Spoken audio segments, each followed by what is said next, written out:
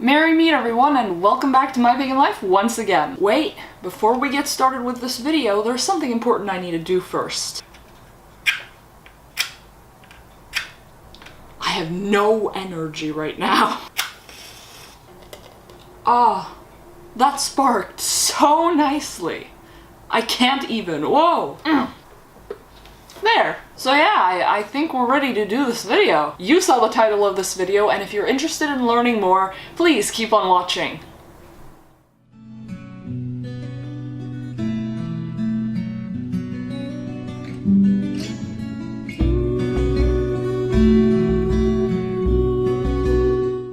For those of you who are watching this video at the time it is not uploaded, this video is uploaded during the first few days of October. I would argue that October is the first real month of autumn where you can definitely feel that autumn is kicking in. And during this time, at least in the northern hemisphere and in Norway, this is the time where the sun is severely lacking. I just want to use this time of year to emphasize one thing, and that is that I truly realize just right now that this is really taking its toll on my general mood, my general productivity, and that kind of thing. If there's one thing I've learned during this time, it's that I'm a morning person. Now, I know a morning doesn't always equate to sunlight, but during summer it definitely is. I'm not a night owl. I am a lot more productive during the morning, especially when there's light in the morning, because there is light in the morning. In fact, during winter, it's going to be dark during the morning. It's like this typical Norwegian climate where I wake up in my room and it's dark. I open the blinds. It's still dark. And it's cold. It's like really cold. And I know that Norway isn't alone in having this type of climate during winter, but it's like the sun is really affecting my mood and overall well-being, and it's basically what happens every winter, but I've just never been that, conscious about it. I just feel like it's already starting to affect my witchcraft abilities, my energy, my everything. I got reminded by something that happened here the other day. The sun was present during the afternoon, shining so brightly that when I placed my camera in front of my window or I placed my camera outside, it just made an amazing light show. And as you can see, I took some footage of that. It was really nice. The sun, even in the beginning of October, actually emitted some warmth. That weather was absolutely beautiful to me, and it reminded me of how much I was going to miss the sun during winter. It really made me think about my relationship to the energy of the sun, my relationship to the sun, how it affects my overall energy in life, how it affects the way I practice Wicca. I like taking a trip out into my garden and enjoying the light and enjoying the energy of the sun.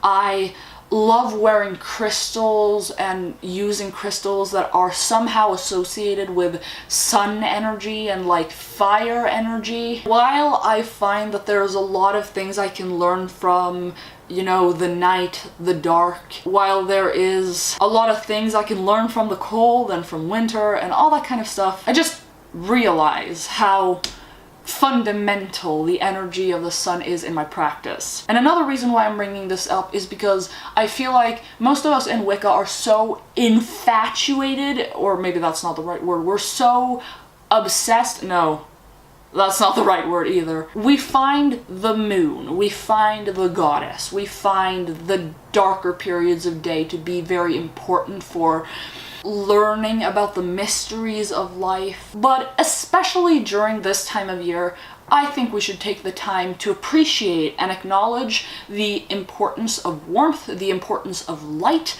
and the just general importance of everything that has to do with the light and the sun in general, because you don't truly realize how important the energy of the sun is, how important light is for just human psychology and human life in general. A day without sun for me, a day without light for me is just, I don't even want to think about it. Like, as wonderful and serene and beautiful as the night may be, I just feel so drained of life sometimes, of life energy sometimes. And, you know, the night has its own unique energy, but it's a different kind of energy, and it's not the main type of energy that I find myself feeding off of when being productive or when feeling positive or something like that. The night allows for a lot of